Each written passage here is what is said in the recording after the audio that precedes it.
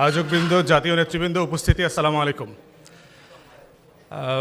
আজকে তো বাংলাদেশের সবচেয়ে বড় খবর হচ্ছে, আপনারা দেখেছেন গতকালকে রাতে আমাদের জুলাই সহযোদ্ধা নুরুর উপরে যে ন্যাক্কারজনক হামলা হয়েছে।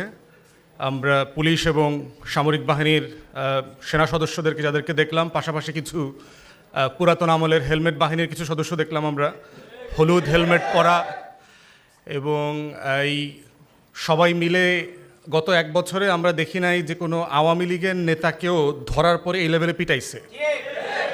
আমরা দেখছি ছাত্রদলের নেতাদেরকে কিভাবে পিটাইছে পুলিশ, সেনাবাহিনী, র্যাব মিলে। আমরা দেখছি যুবদলের নেতাদেরকে কেমনে পিটাইছে।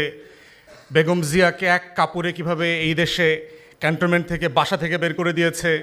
তারেক রহমানকে ডিজিএফআই, এসবি, এনএসআই, যৌথ বাহিনী মিলায় পিটায় মেরুদণ্ডের হাড় ভেঙে দিছে, সেগুলো দেখছি। কিন্তু গণ অভ্যুত্থানের পরে যৌথ বাহিনীর এত দুঃসাহস আসে কোত্থেকে? এইটা এখন আমাদেরকে সবাইকে সিরিয়াসলি এই বিষয়ে আমাদেরকে প্রশ্ন করতে জানতে হবে যে এই বাহিনী যারা গত 16 বছর দিল্লির আধিপত্যবাদ কায়েম করেছে, যাদের কারণে বাংলাদেশে 111-এর মতো একটা ইলেকশন ইঞ্জিনিয়ারিং হয়েছে, যারা বাংলাদেশকে গত 16 বছর ধরে পরতে পরতে দিনে রাতে দিল্লির কাছে বেচে দিয়েছে, তাদের এত বছরে তো এই মুরদ ছিল না দিল্লির আধিপত্যবাদের বিরুদ্ধে আওয়ামী নেতা কর্মীদেরকে পিটাইতে। তো সাডেনলি এত দুঃসাহস, এত সাহসী ওনারা কেমনে হয়ে উঠলো? সমস্যাটা কোথায়? এবং আবার দেখবেন প্রতিবাদ করলে আপনারা বলবে এরা মব জাস্টিস করতেছে। এই যে দেখেন যে কিভাবে বয়ানের রাজনীতি তৈরি করে। আমি এই অবদানের আলোচনাতে আসলে ঢুকবো না, আমি পার্সোনালি এগুলো পছন্দ করি না। আমি জুলাই আগস্টে আমার গত বছরের কোনো ছবি আমি দেই নেই, কোনো ভিডিও দেই নেই, কারণ আমি এই অতীতমুখিতাকে খুবই অপছন্দ করি। এটা জাতির জন্য ক্ষতিকর। নিজেদের অতীত নিয়ে, নিজেদের গৌরব নিয়ে, নিজেদের অবদান নিয়ে পড়ে থাকলে যেটা হবে, দিন শেষে এই ভবিষ্যতের আলোচনাটা আমরা করতে পারবো না। তা আপনারা যারা জুলাইয়ের তরুণ সহযোদ্ধারা এখানে আছেন, আপনাদের জন্য কয়েকটা মানে খাবারের আইটেম আর কি, পলিটিক্যাল খাবারের আইটেম বলে আমি শেষ করবো আর কি। প্রথম হচ্ছে বয়ানের রাজনীতি বোঝা, যে কিভাবে বয়ান তৈরি করা হয়। আপনারা অনেকেই খুবই তরুণ ছিলেন। আমরা যারা বিএনপি জামাতের ওই 5টা বছর দেখেছি কিভাবে পরিকল্পিতভাবে বাংলাদেশে জঙ্গি নাটক তৈরি করা হয়েছে। বাংলাদেশে জিয়াউর রহমানকে কিভাবে পাকিস্তানের চর বানানো হয়। মানে আপনি চিন্তা করে দেখেন, যেই কালো কোট পরা পেঙ্গুয়েনদের নেতা শেখ মুজিব পালায় চলে যায়, ও হইল জাতির জনক।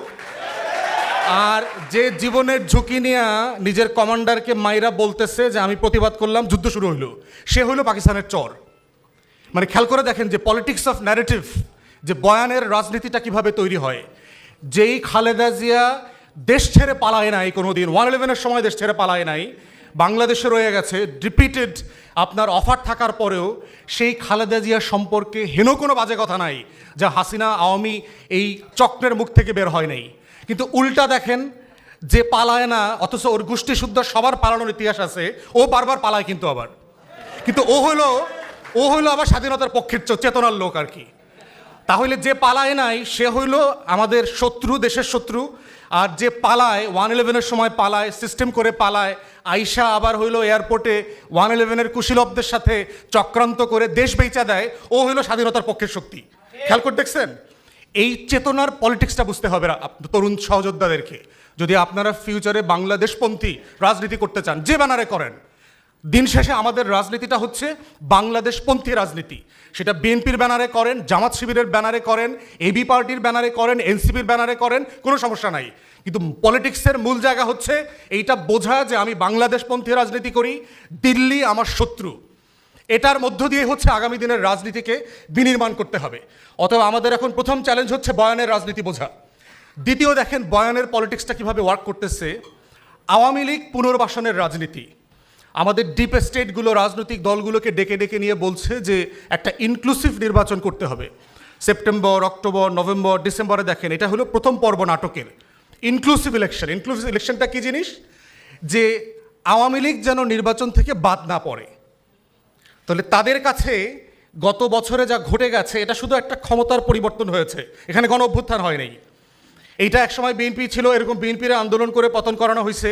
এখন আওয়ামী লীগ আসছে, আওয়ামী লীগকে আন্দোলন করে পতন করানো হয়েছে। একসময় এরশাদ ছিল, এরশাদকেও আন্দোলন করে পতন করানো হয়েছে। বাস্তবতা থেকে আসলে তাই। এরশাদ বিরোধী আন্দোলন, বিএনপি জামাত বিরোধী আন্দোলন আর গত বছরের গণ অভ্যুত্থান কি এক জিনিস? কিন্তু তারা দেখবেন মিডিয়াতে সবাইকে একই ভাষায় বলবার চেষ্টা করতেছে। অতএব তো স্বৈরাচার বিরোধী আন্দোলনের পরে এরশাদ আইসা নির্বাচন করে নাই, এরশাদের লোকজন 30-35টা সিট পাইছে না 91-তে। তারপরে হচ্ছে বিএনপি জামাতের বিরুদ্ধে আন্দোলন করার পরে 96-তে কি বিএনপি নির্বাচন করে হাসছে, তো সংসদে ছিল তো। তাহলে এইবারও কেন এই হাসিনা চলে গেছে, আবার বিএনপি আবার ক্ষমতায় আসবে, আওয়ামী লীগ নির্বাচন করবে? যুক্তিগুলো খেয়াল করে দেখেন। তাহলে নাটকের প্রথম পর্ব ছিল আওয়ামী লীগকে পুনর্বাসন করা হবে ভোটের মাধ্যমে।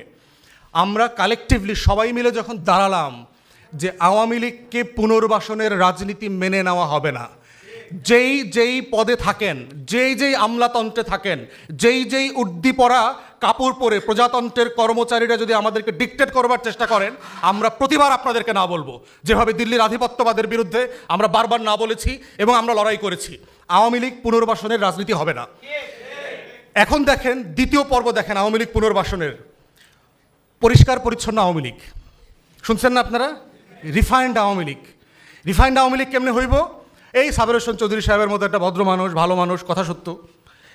গোখরা সাপের সাউন্ড বদলাইলেও কি ওর বিষদাঁত পরিবর্তন হয়?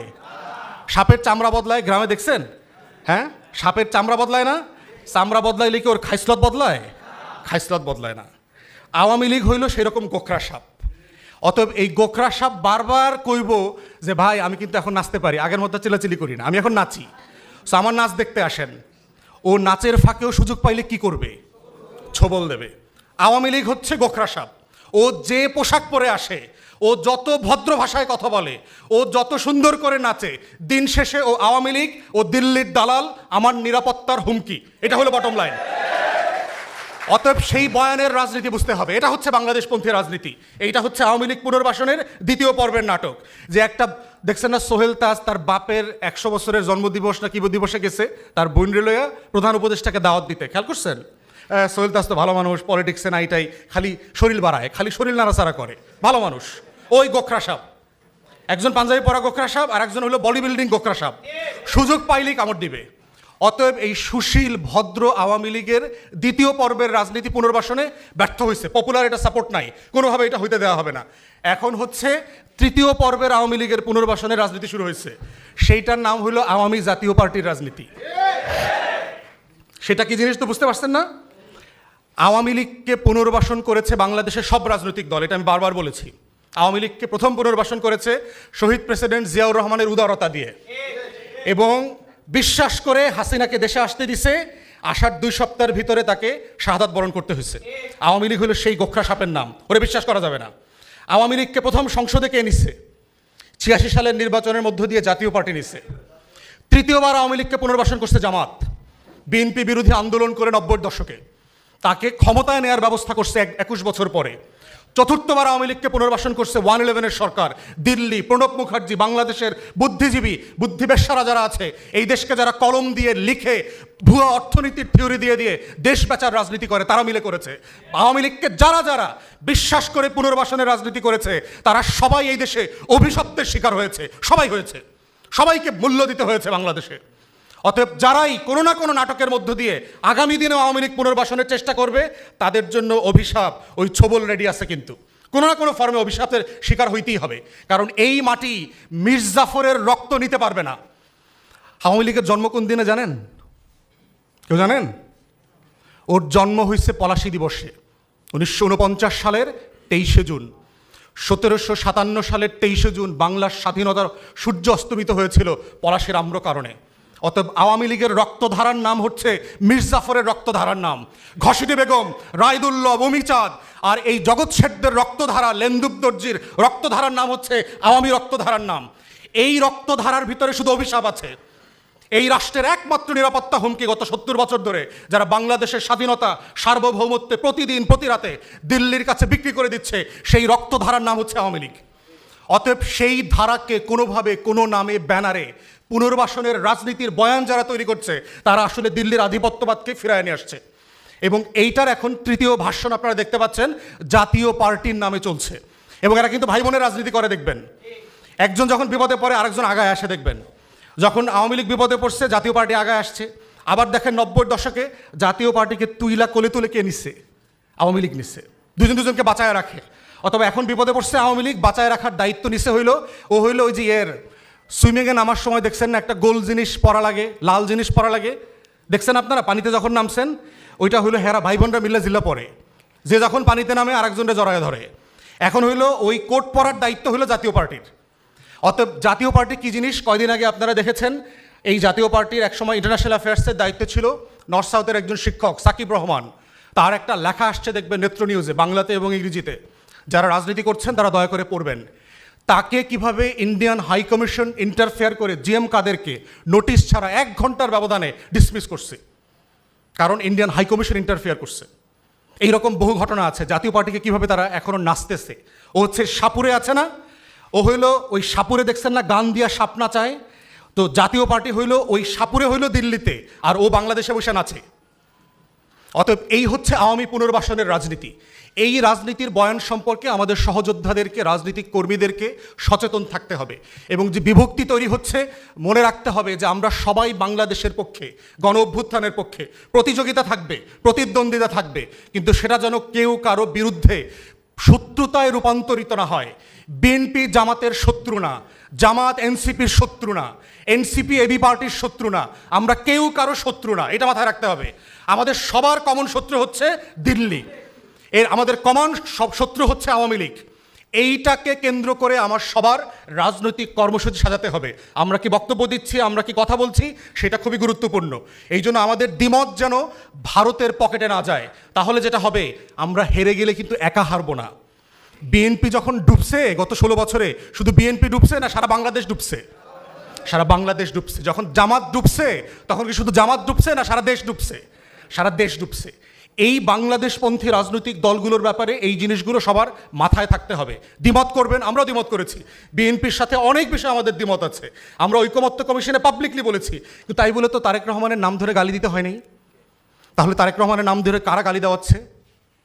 তারা কারা? যেই গালি আমরা হাসিনাকে দেই নাই, সেই গালি তারেক রহমানকে কেন দিতে হবে? কারা দিচ্ছে? এরা পরিকল্পিতভাবে দিচ্ছে না? যে মরছে সেও যুবদলের, যে মারছে সেও যুবদলের, বিচার চাইতেছে তারেক রহমানের কাছে। ঠিক উল্টা হওয়ার কথা না? রাজনীতি যারা করে, এটা গ্রামার আছে না স্লোগানের, আমার ভাই মূল্য কেন, তারেক রহমান জবাব চাই। আরে তারেক রহমান জবাব দিবে কেমনে? দুইটাই তো তার ভাই। গ্রামার আছে না, ধরেন এই দলের লোকরা সেই দলের মারছে, তখন না স্লোগান দেয় যে অমুক মারলে কেন, আমার জবাব দে, কে কারটা মারছে। তাহলে পরিকল্পিতভাবে এই স্লোগানগুলো ব্যবহার করা হচ্ছে এক দলের বিরুদ্ধে আর এক দলের অ্যাগেনস্টে। কারা করছে? ওই দিল্লির গোলামরা করতেছে, ওই দিল্লির গোলামরা করতেছে। এই জন্য এই গুপ্ত রাজনীতি, এইটা সেইটা বলে একজন আরেকজনকে ট্যাগিং করলে যেটা হবে, মাইর খাওয়ার সময়, গুলি করার সময়, গুলিটা শুধু ছাত্র দলের বুকে লাগবে আর শিবিরের বুকে লাগবে, গুলি কিন্তু দল চেনে না, মাথায় রাখেন। অতএব এই ধরনের স্টুপিড কাজ যদি আপনারা করেন, একজন আরেকজনকে ছোট করেন, মাইর যখন আসবে সবাই কমনভাবে খাইতে হবে। গত 16 বছর তো দল ধরে ধরে মাইর দেয় নাই, আওয়ামী লীগ ছাড়া সবাইকে মাইর খাইতে হয়েছে না? মাইর খাইতে হয়েছে। তাই জন্য সাবধান, মূল শত্রু ফাইট করেন, একসাথে মিলে ফাইট করতে হবে, এবং এভাবেই বাংলাদেশপন্থী নতুন রাজনীতি দাঁড়াবে। সবাইকে ধন্যবাদ, সালামু আলাইকুম।